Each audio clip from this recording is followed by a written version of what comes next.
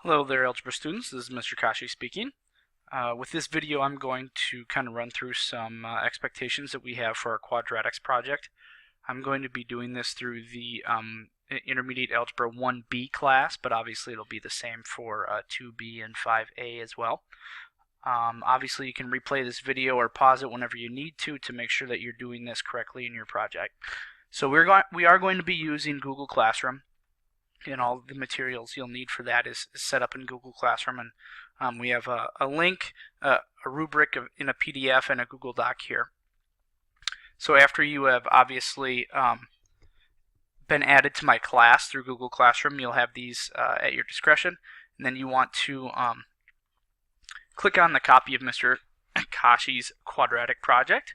Okay, and the first thing that you want to do is you want to go up here and obviously make a copy yourself. So go to File and then make a copy, and then you put in your name here. Okay.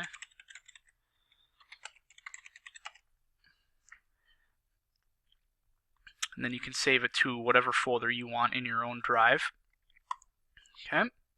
Then there will be another one that obviously pops up, and you can then make all these changes that you want. So this is going to be where your name goes, and you can put whatever hour you are. So in this case, it would be 1B.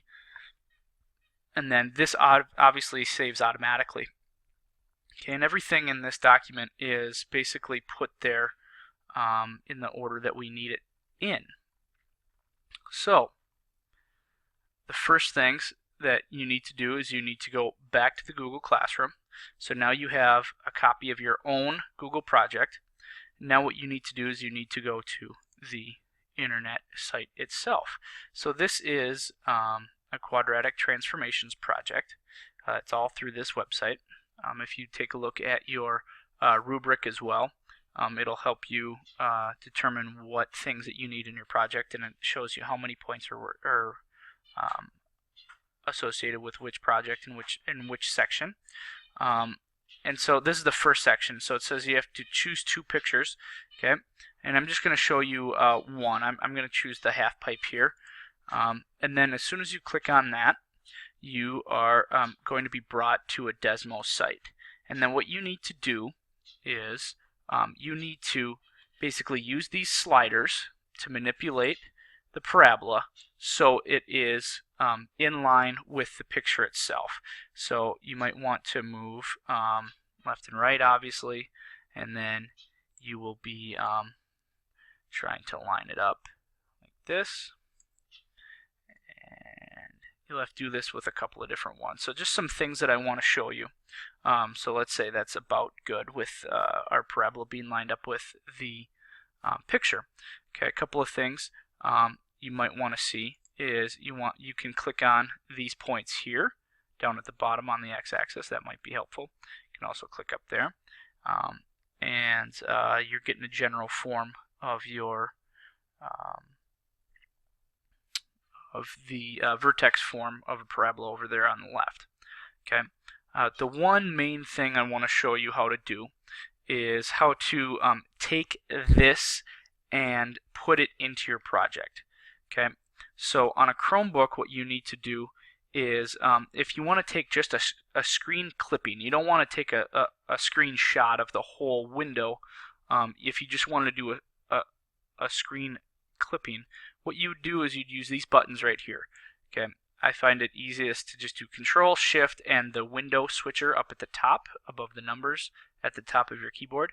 If you put all three of those down, you will get a screen clipping tool that kind of looks like this, and then it'll go to a grayscale like that. And what you need to do is just take a good clipping of your picture and the parabola that you have. Okay, and then your save tool is you're going to want to put it to the clipboard. Okay, where mine is a little different because I can't be on a Chromebook and record, so mine's a little different. I'm going to have to save as.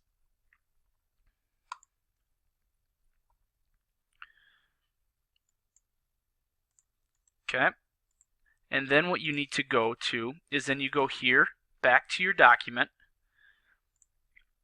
where you have your student name, your name, and your, okay, it says screen clipping of the first parabola from section 1 below. What you need to do is you should highlight this, the parentheses area, and then you can just hold down Control and hit the letter V, or if you just right click and then put the V in, and then your picture will come in right there. And what I would like you to do is I'd like you to make it a little bit smaller so it doesn't take up the whole page. Okay, and then what you would do is you would make sure that you have enough room to answer these questions right here. What is the equation of the parabola in vertex form? What is the vertex of this parabola?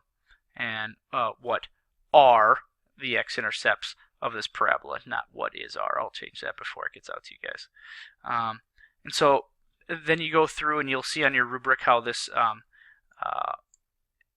plays into how many points or which one.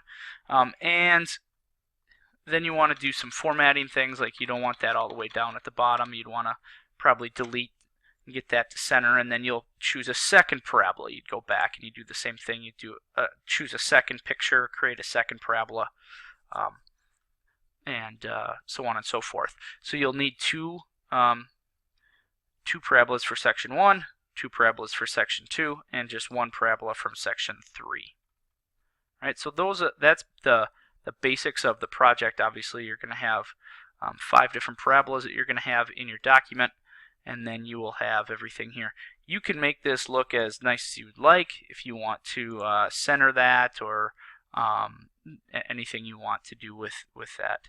But you just want to make sure that each clipping is able to have the questions right below it, and that you're not taking up more than a page for each parabola that you've created.